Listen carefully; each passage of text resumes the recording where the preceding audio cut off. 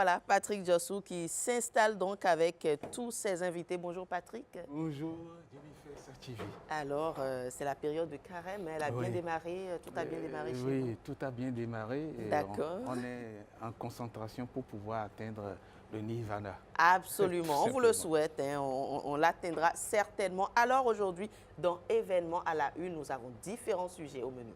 Oui, nous avons différents sujets dans Événement à la Une. Aujourd'hui, nous allons commencer à parler d'un événement qui va commencer le 20 prochain. Le 20. Oui, le FINAB, le Festival international des arts du Bénin. Alors le FINAB, ce n'est ni demain ni aujourd'hui, c'est le 20. C'est le donc, 20. Vendredi prochain. Vendredi prochain. Oui. Mais avant le vendredi, il y a un événement qui a lieu demain. Demain, 19 février. 19 février, ça nous rappelle quelque chose, une date précise. On va revenir sur cette date, mais avant de revenir sur cette date, pour cet événement, je vous prie de suivre un petit extrait de quelque chose qui va nous planter le décor. On suit.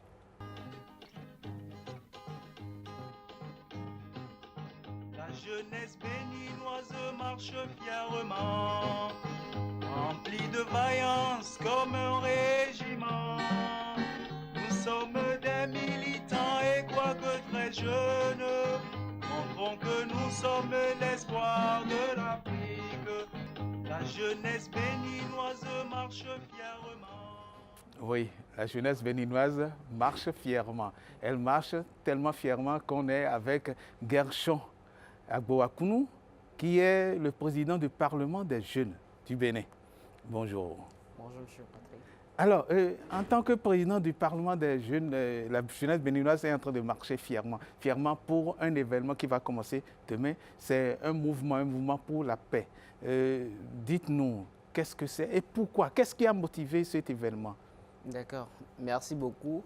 Et comme vous l'avez dit à l'entame, la jeunesse béninoise marche fièrement. Oui. Et l'événement que nous avons demain, c'est le lancement officiel de la campagne Jeunesse en mouvement pour la paix, oui, qui fait partie d'un vaste projet, un projet qui est porté par le réseau des jeunes béninois de la diaspora, et en partenariat avec le Parlement des jeunes du Bénin, l'association mairie des jeunes du Bénin et la Fédération nationale des étudiants du Bénin.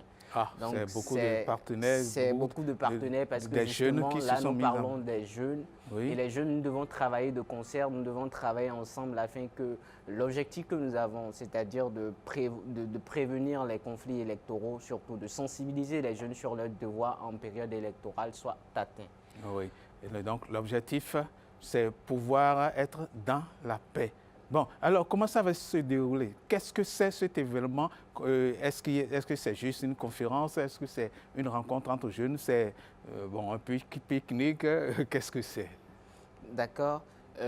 Déjà, comme je le disais, c'est un vaste projet, oui, un projet qui est subdivisé sur deux pans. Premièrement, il s'agit d'une plateforme numérique. Ah, une plateforme numérique qui permettra de recueillir les attentes des jeunes. Oui. Parce que là, nous sommes à quelques mois des élections présidentielles, oui, ce qui voudra dire que les jeunes, en tant qu'acteurs phares de ces élections, doivent également déjà exprimer quelles sont leurs attentes vis-à-vis des présidentiables, oui, s'impliquer davantage à travers ce processus-là, c'est-à-dire cette plateforme, afin de comprendre quand même que leur voix est écoutée. Parce qu'aujourd'hui, quand on vient au Bénin, justement, je crois que nous avons encore un travail à faire en ce qui concerne la conscience même que la jeunesse a en ce qui concerne sa responsabilité, oui, son implication, son engagement quand on vient sur les questions de participation citoyenne, quand on vient sur les questions de participation électorale.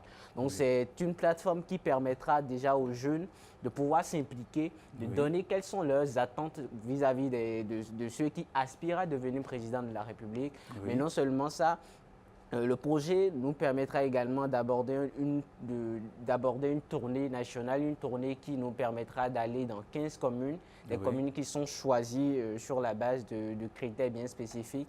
Et nous irons dans ces communes pour pouvoir rencontrer à travers des dialogues communautaires, à travers des focus group, les jeunes, échanger avec eux oui, et surtout les sensibiliser sur leur rôle et l'importance que cela doit avoir dans le contexte actuel. Oui, et la plateforme sera lancée demain, c'est ça? Oui, ou bien justement, nous avons prévu un lancement officiel pour le projet. Donc, c'est le lancement officiel qui est prévu pour demain. Donc, c'est le lancement même du projet Jeunesse en mouvement pour la paix, qui va se tenir à l'université d'Abomey-Calavi et plus précisément dans la salle audiovisuelle de l'EPAC. Oui, salle audiovisuelle de l'EPAC, Université d'Abomey-Calavi. Ça, on connaît donc le lieu. À quelle heure ça va commencer demain? Ça va commencer à 10h précises. 10h précises. Et les jeunes sont maintenant en train d'être très ponctuels. C'est ce que vous m'avez soufflé tout à l'heure en coulisses. Oui. En dehors des jeunes, est-ce qu'il y a des personnes qui peuvent assister, pourquoi pas participer? C'est ouvert à tout le monde. Nous parlons de la question de la tranche. Oui, peu importe la tranche d'âge, mais il faut déjà retenir que nous visons essentiellement les jeunes parce qu'ils sont des acteurs phares de ces élections. Absolument. Et ils doivent le comprendre. Ils doivent comprendre quelles sont leurs responsabilités, qu'est-ce qui est mis en place et quel peut être leur apport en ce qui concerne les attentes que nous avons vis-à-vis des présidents ou le président qui va venir prochainement. Et en dehors de l'élection présidentielle, est-ce que ça va continuer cette plateforme et peut-être recueillir d'autres thématiques ou est-ce que ce sera une autre chose sera mis sur pied? Nous allons recueillir les attentes de la jeunesse, mais au-delà, nous allons élaborer un mémorandum. Un mémorandum de la jeunesse qui nous permettra de faire un plaidoyer par la suite au niveau, des présidentiables. Donc l'objectif que nous visons à travers cette plateforme, ce n'est pas seulement de recueillir, mais c'est de recueillir pour par la suite pouvoir les exploiter. Exploiter cela pour pouvoir rédiger un mémorandum qui servira maintenant d'outil de plaidoyer parce qu'on aura envoyé ça aux acteurs politiques, on aura envoyé ça aux candidats et on pourra également envoyer ça aux différents acteurs qui peuvent apporter une plus-value dans la concrétisation des objectifs que nous nous sommes fixés. Super, ça c'est bien. Mais vous aviez parlé de la plateforme comme premier élément. Est-ce qu'il y a d'autres éléments qui font partie de ce projet? Oui, je l'avais déjà dit, il s'agit d'une tournée nationale qui consistera à visiter 15 communes. Nous allons dans le Vous n'avez pas encore la date pour la tournée, il n'y a encore rien Bon, la date n'a pas encore été définie, mais ça va bientôt sortir. Mais en ce qui concerne déjà le lancement officiel du projet, c'est demain. Et ça va commencer demain à 10h00. Et nous allons définir en fonction des dispositions pratiques quelle sera la date et comment est-ce que la tournée va s'organiser. Parce que vous le savez, c'est beaucoup de détails, des choses qu'il faut prévoir, des choses qu'il faut calculer. Donc, on ne saurait juste envoyer ça comme ça, sans prévoir, sans calculer. Et être bien sûr de sa date. Oui. Merci, je crois qu'on a fait le tour. Merci. Donc, rendez-vous demain. Tous les jeunes et tous les moins jeunes ou plus jeunes sont invités. Tout le monde est invité. Absolument tout le monde, parce que la paix, c'est notre chose à nous tous. Et comme le disait l'ancien président ivoirien Félix Houphouët-Boigny, la paix, ce n'est pas un vain mot, c'est un comportement. Et ce comportement-là, déjà, ça doit se ressentir à travers les actions que nous menons actuellement en cette période et également les actions que nous ferons au-delà. Donc justement, le réseau des jeunes béninois de la diaspora, le Parlement des jeunes avec Didier Lando, la Fédération nationale des étudiants du Bénin, c'est dans cette logique que nous nous inscrivons et nous voulons non seulement être des acteurs pour la période préélectorale, mais également pour la période post-électorale, ce qui se remarquera par déjà ce document, ce mémorandum qui sera rédigé et également le plaidoyer qui sera fait par la suite. Oui. Les jeunes s'engagent, on va s'engager avec eux. Nous sommes déjà très engagés. Oui, mais merci. Vous n'êtes pas moins jeune, hein, Patrick? Oui, la jeunesse, c'est dans la tête. Bon, alors, merci Gershon, merci pour ce passage. Il y a un mot de la fin? Mon mot de fin, ça sera de dire à toute la jeunesse qu'aujourd'hui, nous avons une vraie responsabilité, celle de nous impliquer davantage, celle de participer, parce que le développement même du Bénin, ça commencera par le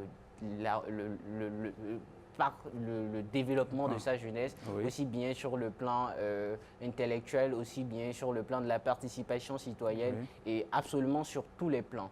Donc le rôle et la responsabilité que nous avons aujourd'hui en tant que jeunes béninois, c'est plus seulement d'avoir le titre de citoyen, mais c'est de pouvoir participer activement à travers ce que nous faisons, à travers ce que nous pensons et à travers notre manière maintenant de contribuer au développement national.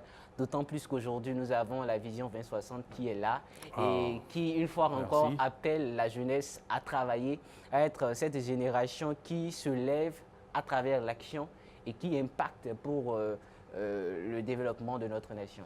Merci. Merci beaucoup. Merci pour le coucou à la Vision 2060 parce que la Vision 2060, c'est la jeunesse, c'est pour vous. Oui, c'est pour tout le monde, mais surtout pour la jeunesse. Merci. C'est le futur. Alors, oui, c'est le futur. Vous avez parlé de développement intellectuel. Nous allons continuer avec un autre invité. Développement intellectuel, développement culturel, développement de tout ce qu'il y a comme action en l'être humain. Et pour pouvoir faire ce développement culturel, nous avons un festival, le Festival international des arts du Bénin. Un festival qui va nous permettre, nous tous, de rester connectés avec tous les arts du Bénin. Et nous allons directement à la découverte de ce festival avec cet élément que nous allons suivre tout de suite.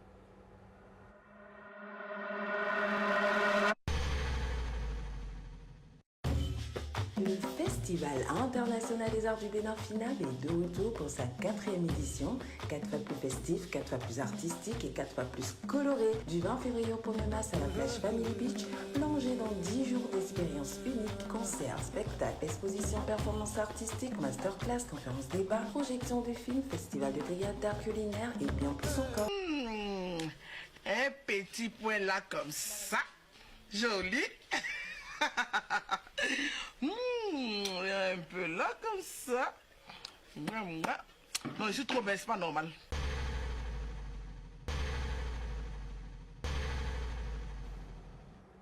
Oui, ce n'est pas normal d'être trop beau, trop belle. Oui, donc apprêtons-nous pour le FINAB. Oui, on s'apprête pour le FINAB. Et pour s'apprêter pour le FINAB, nous recevons un consultant du FINAB, nous recevons un responsable du festival, nous recevons quelqu'un qui est le représentant au Bénin de Visa for Music qui se déroule au Maroc. Il s'appelle Aristide Agondanou. Oui. Bonjour. Bonjour à vous et merci beaucoup. Je suis Aristide Agondanou, le directeur artistique du Festival international des arts qui sublime les 7 filières d'art reconnus par l'UNESCO et aussi les arts qui commencent par se créer au niveau du numérique. Et puis, il y a d'autres jeunes qui créent des jeux pour montrer ce que fait, c'est-à-dire créer les jeux compte tenu du concept du festival. D'accord. Ouais. Donc, c'est un festival qui prend pied dès, je dirais, l'ancienne mouture de la culture des arts et qui entre dans la nouvelle mouture avec les jeunes. Oui, alors, quelle est l'innovation pour 2026? Ça fait déjà la 4e édition. Oui, c'est la 4e édition. D'abord, à chaque édition, on essaie de mettre les feux sur une discipline. D'accord. Et cette année, c'est la mode. La mode, bien vrai que le festival commence à partir du 20 au 1er mars, mais néanmoins, il y a des activités off de la mode qui a déjà commencé. Et déjà aujourd'hui, il y a les rencontres des acteurs, ceux qui animent le milieu de la mode, et qui vont se rencontrer tout à l'heure et échanger. Et dans ce cadre, nous avons invité des stylistes de partout dans le monde et surtout le Baobab, qu'on ne cite plus, et qui est très connu mondialement, qui est Alpha-Dy. Il sera là. Alpha-Dy qui est là presque, c'est un grand nom. C'est un grand nom et il va donner des formations parce que le festival... Le FINAB n'est pas seulement événementiel. Et Alpha-Dy, comme le disait Patrick, qui a déjà répondu une fois et qui fait beaucoup, pourquoi quand même avoir pensé à ce baobab-là, comme vous le disiez? Oui, à la première édition, il était là. Oui. Et il est en même temps conseiller du FINAB. D'accord. Et comme c'est la mode, on ne peut pas parler de la mode en Afrique, au Bénin, sans parler d'Alpha-Dy, sans parler de Lolo Andoche. Tu vois, et puis tout le reste. Donc, vous savez, le festival n'est pas seulement de l'événement ou la musique, non, non, non. C'est aussi un lieu d'information et un lieu de formation. Oui. Et à part les activités d'animation, oui. il y a le volet scientifique. D'accord. Et par rapport au thème, on essaie d'inviter parce que chaque année, il y a un thème. Nous passons sur plusieurs festivals dans le monde. Ah, d'accord. Dans le monde. Oui. Et on invite les experts pour échanger avec les Béninois, avec nos... Parce que, vous savez, l'artiste crée, mais il y a une équipe managériale qui transforme le produit artistique en produit économique. Oui. Donc, si ceux-là ne sont pas bien formés, l'artiste va moisir. Oui. Le bien aussi artistique va aussi moisir. Donc, il faut, pour améliorer notre écosystème, on a besoin des autres. D'accord. Donc, on invite tous ces directeurs de festivals, les experts, les universitaires de partout dans le monde qui viennent. Oui. Cette année, on a 18 pays. Waouh. On a 18 pays, ouais, des États-Unis, du Canada, du Sénégal, Guinée-Conakry, Burkina Faso, Mozambique. Et ces messieurs viennent échanger. Eux aussi ont besoin du Bénin. Oui. Parce qu'on veut ou pas, le Bénin, un carrefour des arts. Oui. Donc, il faut qu'on en profite. Et il faut permettre à ceux-là qui animent le milieu artistique d'être outillés. Et on n'a pas de grandes écoles qui forment les artistes, les artistes, les promoteurs, les animateurs de l'écosystème. Oui. On n'a pas ces grandes écoles. Mais on peut boucher les trous. Oui. Donc, pour boucher les trous, le FINAB a décidé d'inviter des experts qui sont un peu partout dans le monde. Oui. Donc, vous avez FESPACO, les messieurs de FESPACO, oui. les décideurs de FESPACO, les têtes pensantes de FESPACO qui seront là pour les acteurs de cinéma.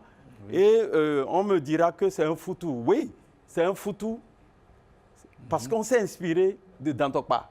Okay. D'accord. Parce que dans Dantokpa, vous avez... quand vous êtes sur le pont, vous regardez Dantokpa, c'est un désordre.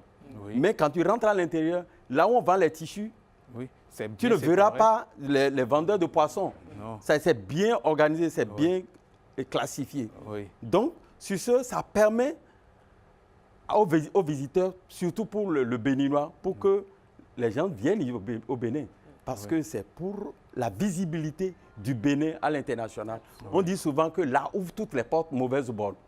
Donc, c'est important pour les pays du Sud, dont le Bénin, de développer l'industrie culturelle, artistique. Oui. Et ça permet l'évolution, l'émergence des artistes. Oui. Tu vois? Donc, il y a ces pays, à part parce que l'événement va se passer à Family Beach. Oui, Family Beach, oui, c'est le lieu. Oui, c'est le lieu. On l'a suivi tout à l'heure. Oui, c'est le lieu. Mais c'est le lieu principal. Oui, par exemple, à l'Institut français, il y a des projections de films, il y a des pièces de théâtre, il y a aussi, qu'on appelle, tout ce qui est keynote, les speed meetings, les rencontres B2B, parce que c'est un marché. Après tout, c'est un festival marché. D'accord. Où les gens viennent faire leur marché, parce qu'il y a des collectionneurs qui vont rencontrer les peintres et faire leurs affaires. Oui. Il y a des managers, des tourneurs, des directeurs de festivals qui viennent rencontrer des artistes vis-à-vis, discuter avec eux, discuter avec leurs managers pour faire leur programmation. Oui. Donc, on a à Parakou, il y a des événements qui vont se passer à Parakou. Précisément au centre culturel, au centre, l'Institut français de Parakou, où il y aura des projections de films, il y aura des danses. Et maintenant, à Abomey, nous avons aussi des projections de films, la danse et la musique, à Ouida et puis à Porto-Novo. Oui. En plus de ça, nous avons aussi les DEI. Par exemple, on aura Nigeria Day. Et là, je voudrais citer une troupe là, qui est une troupe qui développe le patrimoine culturel du Nigeria et puis de l'Afrique de l'Ouest. Oui. Tu vois? Et c'est la troupe au Kachama. Au Kachama. Oui, donc la troupe sera ici dans le cadre du Nigeria Days. Oui. Il y a aussi qu'on appelle Togo Days, le Libanais Days, le Maroc Days. Oui. Donc, eux, ils viennent aussi avec leur richesse artistique. Oui. C'est-à-dire la musique, le théâtre, la danse et tout ça. Là. Et déjà, pour les Béninois, on a invité une grande dame qui a déjà commencé par, qui donne une formation en danse. Et il y a aussi la partie exceptionnelle qui est la partie où on distingue ceux-là qui ont épaté le milieu culturel, tant béninois que mondial. Oui. Donc, on les distingue. C'est lourd. Oui. C'est lourd. Ce n'est pas un festival d'une discipline. Oui. C'est lourd et c'est vaste. Et surtout, c'est la formation. Oui. La formation de nos acteurs culturels. Oui. D'accord. Oui. C'est ça qui peut permettre à l'évolution, à l'émergence de nos artistes. Merci, oui. merci.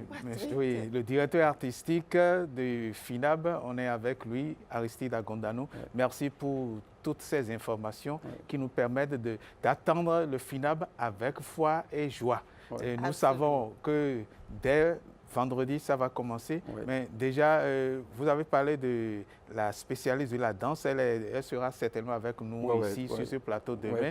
Vous nous l'avez promis. Oui. Donc, merci Aristide Agondano. Merci pour vous. Merci pour tout ce que vous faites pour les artistes, pour la culture béninoise. Et je souhaite au Bénin, parce que c'est la chose du Bénin, il faut qu'on démontre à la face du monde que le Bénin, c'est un pays culturel, un pays qui est jonché de la richesse culturelle, qu'on peut bien même coloniser le monde avec notre art. Ah, absolument. Ça c'est beau. On peut coloniser, le Bénin peut coloniser le monde avec son art. Tout à fait. Merci.